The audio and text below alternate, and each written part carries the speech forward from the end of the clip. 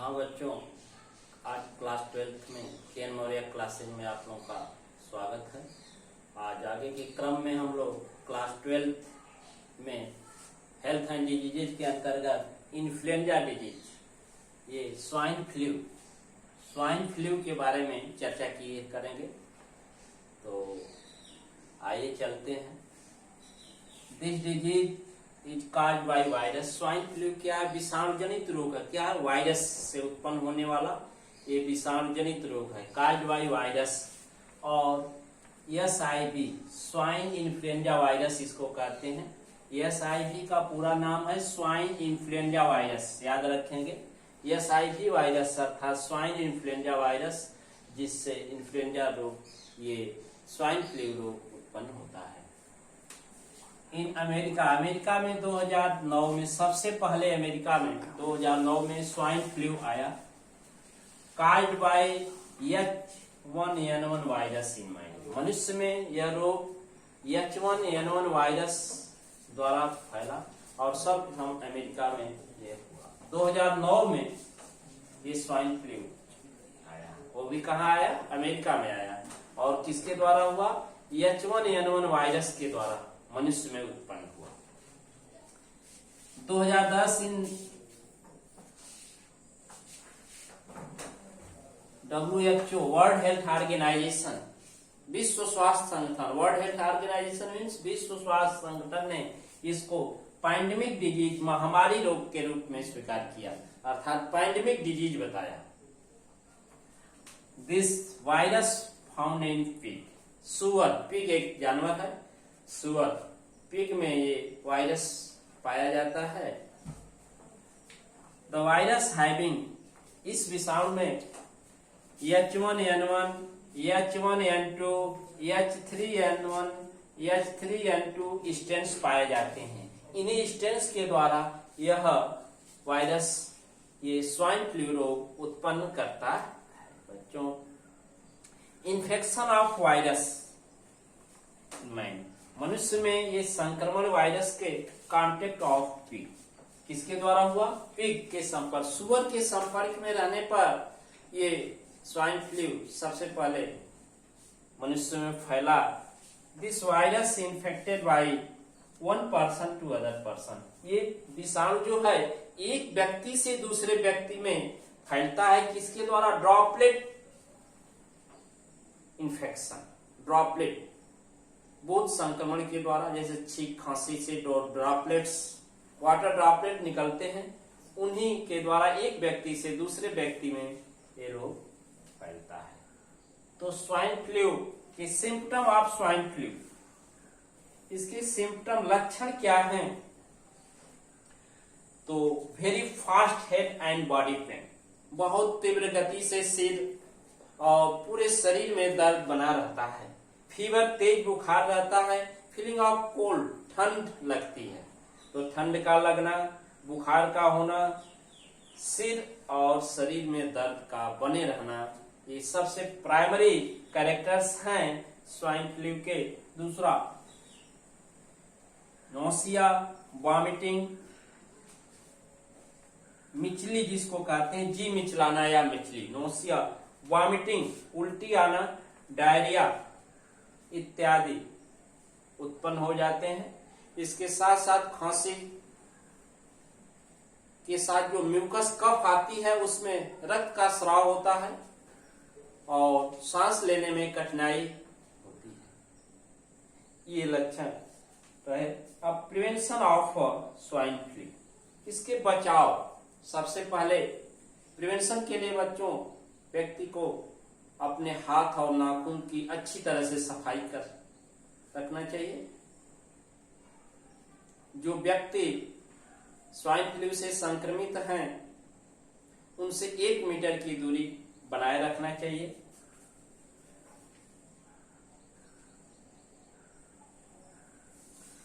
जब यदि व्यक्ति को छींक आए तो छींकते समय मुख और नाक पर रुमाल लगा लेना चाहिए कि जो ड्रॉपलेट निकले उनका एनवायरनमेंट में संक्रमण न हो पाए। अगले रूप में यदि संक्रमित व्यक्ति है तो उससे दूरी बना करके रहना चाहिए। अगला कैरेक्टर इसका भीड़ भाड़ वाले स्थान जहां पर है, ज्यादा भीड़ है, वहां से बचना चाहिए। इसके साथ ट्रीटमेंट, इसमें कैरेक्टर में और देख लेंगे, जैसे स्वच्छ जल का सेवन करना चाहिए, संक्रमित जल से बचना चाहिए, भोजन से बचना चाहिए। ट्रीटमेंट के लिए ये विषाणु जनित रोग है बच्चों, स्वाइन फ्लू, और विषाणु जनित रोग होने के कारण ये एंटीवायरस मेडिसिन ही लेना चाहिए। चिकित्सक की सलाह पर एंटीवायरस मेडिसिन ज्यादा कारगर होता है, और संक्रमित व्यक्तियों से दूरी बनाए रखना चाहिए। ये स्वाइन फ्लू रहा। इसका वायरस का फिगर है, फिगर को हम अभी आपको बता दे रहे हैं, उसको अच्छे तरह से समझ लेंगे। हाँ बच्चों देखिए, स्ट्रक्चर ऑफ स्वाइन फ्लू में एक एवियन पॉलीमरेज एंजाइम है, उसकी चारों तरफ देख रहे हैं कि एक थ्रेड है आरएनए का, इसमें स्वाइन ऑरिजिन एनपी के रूप में हो रहा है, ह्यूमन और स्वाइन ओरिजिन के रूप में। एवियन पॉलीमरेज और ह्यूमन पॉलीमरेज ये सब एंजाइम्स पड़े हुए हैं।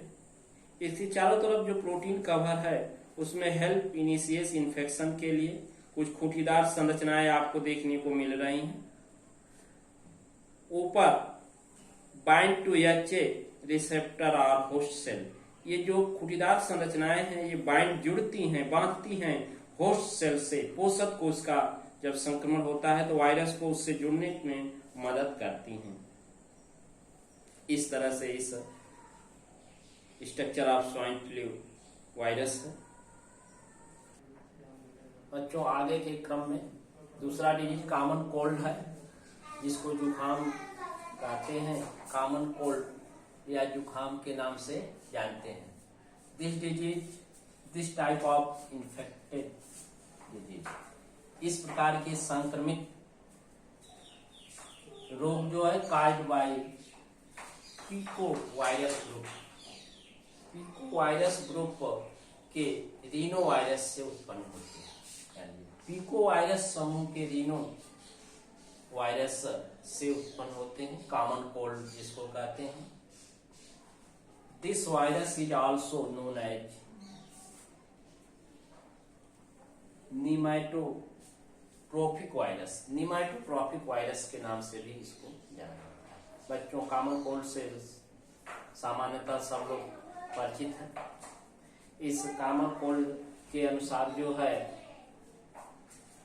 नाक से म्यूकस जो आता है, पानी, खांसी, सर्दी, जुकाम, आंखों में जलन, हल्का फीवर इत्यादि बना रहता है, और व्यक्ति को छींकते समय, खांसते समय मुख पर रुमाल लगानी चाहिए, और संक्रमण से बचना चाहिए। कंट्रोल एंड प्रिवेंशन,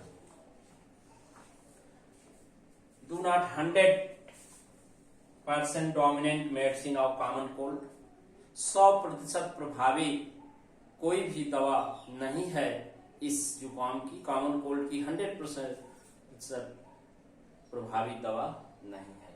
फिर भी यूज ऑफ एंटीबायोटिक्स, एंटीबायोटिक्स औषधियों प्रतिजैवी के प्रयोग से only do not infection of secondary host, प्रतिजैवी के उपयोग से केवल द्वितीय पोषक में संक्रमण नहीं होता है, सेकेंडरी होस्ट में इन्फेक्शन नहीं होता है, इसलिए प्रतिजैवी का प्रयोग किया जाता है।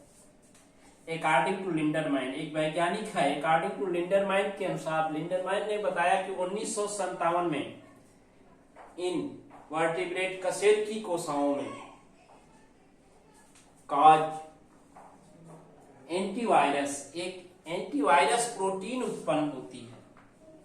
इस विषाणु के प्रति, इस वायरस के प्रति कशेरुकियों की कोशिकाओं में एक एंटी वायरस प्रोटीन उत्पन्न होती है, जिसको इंटरफेरॉन कहते हैं। क्या कहते हैं? इंटरफेरॉन। इंटरफेरॉन बच्चों कशेरुकी जंतुओं के कोशिकाओं से सीक्रेटेड बाय सेल्स, कोशिकाओं से स्रावित होकर फॉर इम्यूनो सिस्टम, ये प्रतिरक्षा तंत्र, प्रतिरक्षी तंत्र का निर्माण करती है, सीक्रेट होकर के इम्यूनो सिस्टम का निर्माण करती है। ये इम्यूनो सिस्टम प्रतिरक्षा तंत्र में ये इंटरफेरॉन ऐसे कार्य करती है जैसे लिम्फोसाइट से जो है एंटीजन कार्य करता है, लिम्फोसाइट से स्रावित एंटीजन कार्य करता है, उसी तरह से इंटरफेरॉन कार्य करती है। ये इम्यून सिस्टम इस तरह से ओरिजिनेट करती है कि कोई विषाणु यदि शरीर में प्रवेश करता है तो उनसे लड़ने के प्रति प्रतिजैविक फॉर्म हो जाती है, बनी रहती है। इस तरह से इस रोग के लक्षण है। इसके इलाज ट्रीटमेंट के लिए पेनिसिलिन है, स्ट्रेप्टोमाइसिन है, डोक्साइक्लिन इत्यादि दवाओं का प्रयोग करते हैं। राहत के लिए 100% ये प्रभावी मेडिसिन नहीं है। नॉर्मली गर्म पानी का प्रयोग करना चाहिए। गले में खाज होने पर जो है पानी में सोडियम क्लोराइड नमक का प्रयोग करके यूज करने से राहत मिलती है। तो बच्चों ये तीसरा डिजीज है अमातिसार या मीबीपेचिस या इसको कहते हैं एमोबिएसिस। यह रोग प्रोटोजोअन्स का डिजीज है। प्रोटोजोआ संघ वाला संघ है जिसका अध्ययन प्रोटोजियोलॉजी नाम गोल्डफस नामक वैज्ञानिक ने दिया था। और फर्स्ट ऑर्गेनिक ये मृदा पर आए। तो इसमें प्रोटोजोआ जो है कार्य करता है ये रोग, तो काज बाई प्रोटोजोआ। ये प्रोटोजोआ द्वारा उत्पन्न उसका नाम है एंटीमिवा हिस्टोलिटिका। देखिए एंटीमिवा की दो स्पीसीज है, एंटीमिवा हिस्टोलिटिका और एंटीमिवा जिंजिवालिस। एंटीमिवा हिस्टोलिटिका जो है मीबीपेचिस और एंटीमिवा जिंजिवालिस जो है पायरिया रोग उत्पन्न करता है। क्या रोग? पायरिया। तो यहाँ एंटीमिवा हिस्टोलिटिका प्रोटोजोआ है जो अमातिसार रोग उत्पन्न करता है। ये पैरासाइट जो ये परजीवी एंटीमिवा हिस्टोलिटिका है, इन ट्रोफोजोइट स्टेज, इसकी जो ट्रोफोजोइट अवस्था है, इस अवस्था में जो है बड़ी आंत में पहुंच करके मनुष्य के सिक्रीशन ऑफ हिस्टोलिटिक एंजाइम जो है हिस्टोलिटिक एंजाइम का स्राव करता है, जिसके कारण अल्सर काज होता है। क्या होता है? अल्सर। सिक्रीशन ऑफ हिस्टोलिटिक एंजाइम का स्रावण करके आंत में जो अल्सर काज करता है, जिससे जगह जगह जो क्या होते हैं घाव बन जाते हैं और ब्लड का रिसाव जो है उत्सर्जी पदार्थ इत्यादि में होता रहता है। ईवर गैप का भी कभी कभी पैरासाइट जो है मनुष्य के लंग, फेफड़े, लीवर, यकृत और ब्रेन, मस्तिष्क में पहुंच जाते हैं और वहां पहुंच करके कॉज, वाउंड एंड स्वाइलिंग, घाव और सूजन उत्पन्न करते हैं। क्या करते हैं? घाव और सूजन, स्वेलिंग उत्पन्न करते हैं। Shape and size of Entamoeba histolytica. इस एंटीमिवा हिस्टोलिटिका की साइज ओवल शेप है और शेप ओवल है और 20 से 30 मिली इसकी साइज होती है। पैरासाइट परजीवी जो है इसकी बॉडी दो भागों में बटी होती है, एक्टोप्लाज्म और इंडोप्लाज्म। इसमें एक्टोप्लाज्म बहिर्द्रव्य और इंडोप्लाज्म अंतर्द्रव्य। इसमें वैक्यूल व्यक्तिका अनुपस्थित होती है। माइटोकॉन्ड्रिया, सेल ऑर्गेनेल्स पाए जाते हैं। बच्चों ये इसका संक्रमण मक्खियों के द्वारा भी होता है, जैसे भोजन और उत्सर्जी पदार्थ, मल इत्यादि पर मैगेट्स बैठती हैं और ये लार्वल स्टेज में ट्रोफोजोइट जब ब्लड का रिसाव होता है तो उत्सर्जी पदार्थ के माध्यम से बाहर निकल जाते हैं और उस पर मक्खियां, मैगेट्स बैठती हैं, मक्खियां, और वो भोजन पर पहुंचती हैं और इसका संक्रमण भोजन और जल दोनों से हो जाता है। इस तरह से बच्चों हाथ की अच्छी से धुलाई करनी चाहिए, नाखून की सफाई रखना चाहिए, जिससे कि ये इसका संक्रमण न हो सके। Control and treatment. इसके कंट्रोल के लिए भोजन को मक्खियों से बचाना चाहिए, जल को बॉयल करके रखना चाहिए, स्वच्छ जल का सेवन करना चाहिए, हाथ नाखून की सफाई रखना चाहिए, कमरे स्वच्छ और साफ वातावरण में होने चाहिए। इसके साथ कुछ ट्रीटमेंट है, एरिथ्रोमाइसिन मेडिसिन, डिपेंडॉल एम, ह्यूमैटिन, एमाजोल और मेट्रोजिल इत्यादि औषधियां इस रोग में कारगर मानी जाती है। बच्चों, एंटीमीवा हिस्टोरिटिका का जीवन चक्र, लाइफ साइकिल किस तरह से पूर्ण होता है, इसको आपको हम इस फिगर में बता दे रहे हैं किस तरह से संपन्न होता है। चलिए फिगर में देख रहे हैं, ए फिगर जिस पर लिखा है ये ट्रोफोजोइट का फिगर है। इसमें इंगेस्टेज आरबीसी है, न्यूक्लियस है, इंडोसोम है, फूड वैक्यूल पाई जा रही हैं। खाद्य रिक्तिका अनुपस्थित होती है। एक्टोप्लाज्म और इंडोप्लाज्म देख रहे हैं। स्यूडोपोडियम जो इसके मूवमेंट के लिए फॉल्स फूट है। अब बी वाले में ट्रोफोजोइट बाइनरी फिजन कर रहा है, इसका न्यूक्लियस डिवाइड होकर के जो है प्रीसिस्टिक फॉर्म में आ जाता है, सी फिगर। डी वाले में देखेंगे सिस्ट इसके चारों तरफ एक आवरण बन जाता है, मेम्ब्रेनस क्रोमेटोइड बॉडीज हो जाती है। इसमें दो न्यूक्लियस होते हैं और ये दोनों प्रोलॉन्ग करके क्रोमेटोइड जिसमें क्रोमेटिन है और ये दो न्यूक्लियस का निर्माण करते हैं। Bike nucleated cell E form हो जाती है। अब एफ वाले फिगर में देख रहे हैं क्वाड्री न्यूक्लिएट सिस्ट, इसमें 4 न्यूक्लियस बन गया है और सिस्ट जिसमें ग्लाइकोजन भोजन जो है ग्लाइकोजन फूड वैक्यूल के रूप में है। न्यूक्लियस और इंडोसोम दिखाई दे रहे हैं। जी वाले फिगर में देखेंगे सिस्ट वॉल इंसिस्टमेंट की कंडीशन में फिगर दिख रहा है और यह मेटासिस्टिक एमीबा, और ये बाइनरी फिजन डिवीजन के फलस्वरूप आई के फिगर में डिवाइड करके आई वाले फिगर में ये जो है एम्ब्यूली बहुत से छोटे छोटे अमीबे के रूप में उत्पन्न हो जाते हैं। इसकी स्टेज जो ट्रोफोजोइट स्टेज होती है, बाहर से मनुष्य के आंत में संक्रमण प्रारंभ होता है। इस तरह से लाइफ साइकिल ऑफ एंटीमीवा हिस्टोरिटिका का फिगर ये स्पष्ट है। इसको अच्छे से ध्यान दे लेंगे, तैयार कर लेंगे। Thank you.